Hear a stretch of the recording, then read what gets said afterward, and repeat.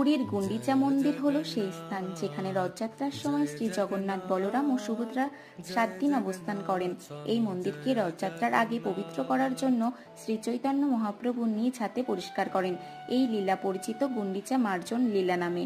রথযাত্রার আগের দিন মহাপ্রভু তার সহচর ভক্তদের নিয়ে গুন্ডিচা মন্দিরে আসেন। সবার হাতে ঝাঁটা ঝাড়ু দিয়ে বলেন, মন্দিরকে এমন ভাবে পরিষ্কার করো যেন ভগবান স্বয়ং এখানে আনন্দে বসবাস করতে পারেন। তিনি নিজেও মাটিতে নেমে অতি নিম্নতার সঙ্গে মন্দিরের প্রতিটি কণা ঝাড় দেন, ধুলো ময়লা সরান। পরিষ্কারের পর তিনি জল দিয়ে ধৌত করেন মন্দির, যেন মনের অপবিত্রতা ধুয়ে যায়। এই লীলা আমাদের শেখায়, যেমন ভগবানের বসবাসের স্থান পরিষ্কার করতে হয়, তেমনি তার আগমনের আগে আমাদের হৃদয়কেও শুদ্ধ করতে হয়। ধুলা মানে অহংকার, কামনা, লোভ, ঈর্ষা এইসব সরিয়ে দিলে ভগবান আমাদের হৃদয়ে অধিষ্ঠান করেন। জয় জগন্নাথ।